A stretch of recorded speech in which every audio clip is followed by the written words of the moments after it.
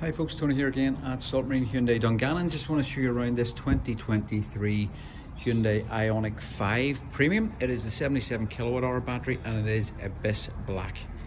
World Car of the Year 2022. We actually have back-to-back winners. Ioniq 5 and Ioniq 6 are both World Cars of the Year the last 2 years in a row. So just as always, show you quickly around the outside and then we'll show you some of the features on the inside. This alloy wheel design is exclusively for the Premium. Car comes with a power tailgate. Just hit the switch. Tailgate lifts.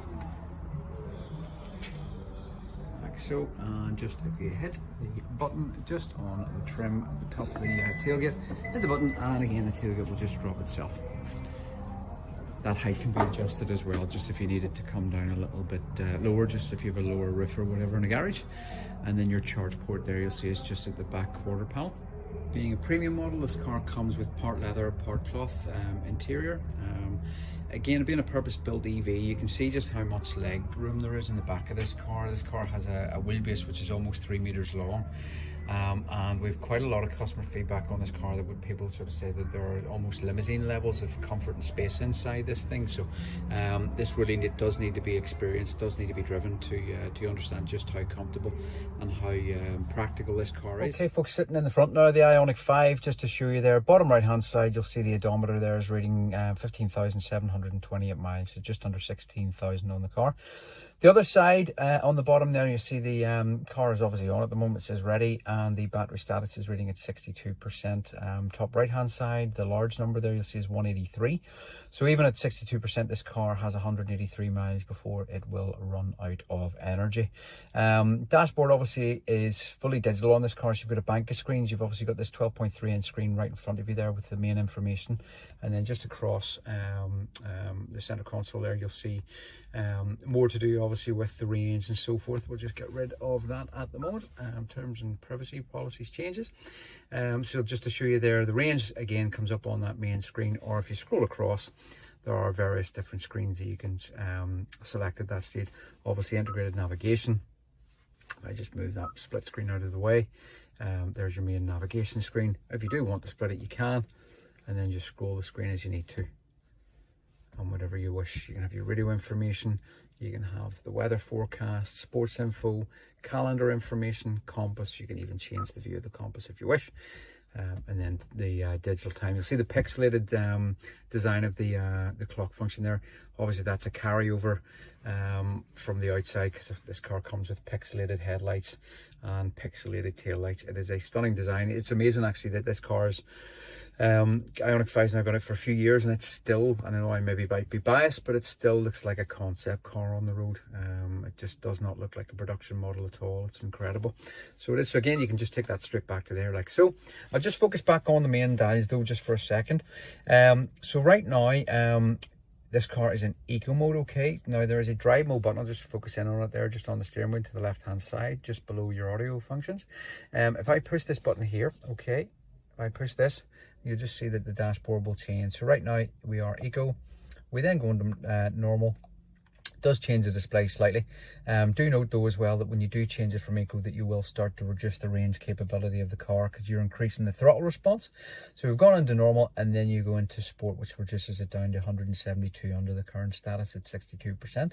But that will maximize throttle response. It'll add a little bit more weight to the wheel, but it will maximize throttle response. So say the car will pull quite a bit stronger. I would say this though, that if you are going to use the sport, I think it's beneficial to, if you're overtaking something, use your sport, overtake what you need to, and then just pop it back into eco just to increase the range that the car is capable of, because you're up to speed at that stage.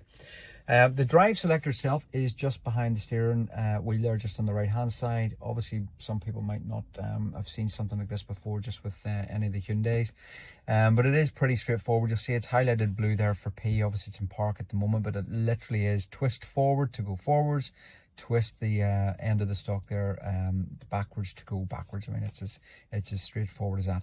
P incidentally is just a button on the very end of that stalk. Then just onto the driver's door panel there, you'll see the mood lighting as well. It does illuminate up above the basically where your handle is there and above the switches, and then just down onto the speaker grill there, or the speaker circle just around the grill.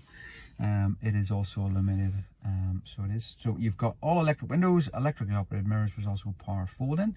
You have your cruise control, which is adaptive cruise control on the right hand side of the steering wheel, so you can set the distance between you and the car in front. Obviously it'll keep a safe distance, and it will reduce and increase the speed accordingly as the car in front speeds up and slows down, but it will never go above the speed that you have it set at. So that's that on the right hand side of the wheel. Then on the left hand side you have your audio functions. So again, this car comes with Bluetooth, as you would expect obviously nowadays, but you've also got integrated Android Auto and Apple CarPlay, so you can smart mirror, and effectively just you can have your phone interface, which will then project up onto the main screen. So things like Spotify, you can use your voice just to command it to play certain music.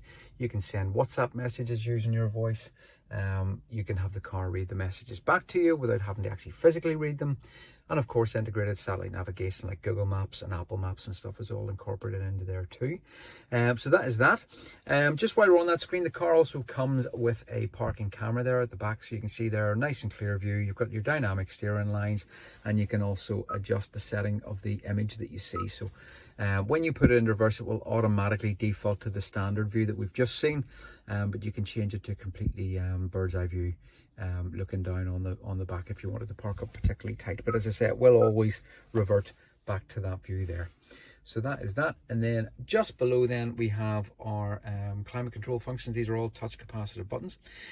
So various things you can do obviously is turn the fan up and down, turn the heater up and down. Again, it is dual zone climate, so you can have it separate temperatures from the passenger side and the driver's side. No more fighting over whether it's warm or whether it's cold in the car. You've also got 3-stage heated seats in this car, as well as a heated steering wheel. Below that again then you've got a cubby hole there just at the front, along with a USB port and a 12-volt socket if you do have any accessories there that might run off that. And then just behind them we've got our cup holders, and we have obviously a large armrest. There are lots of features to go through with this car, folks. Again, it is World Car of the Year. Naturally it is going to be tech packed. Too much sort of go into a video like this because we like to keep them nice and short. This one's probably longer than I wanted it to be anyway. But listen, if you want to drive this car, absolutely give us a shout. You can drive it, no problem. If you want to reserve it because you're worried about maybe missing out, you can reserve it for as little as £99. No obligation. Come down, drive the car. Don't like it, maybe you I don't know, maybe first EV, maybe you're a wee bit dubious.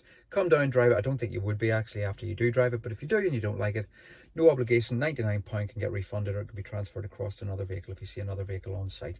Folks, as always, it's a pleasure showing you around these cars. We have some fantastic vehicles now in the Hyundai range. If you're coming down, ask for Tony. I will do everything I can to help you out, and as always, folks, it's a pleasure. Talk again soon.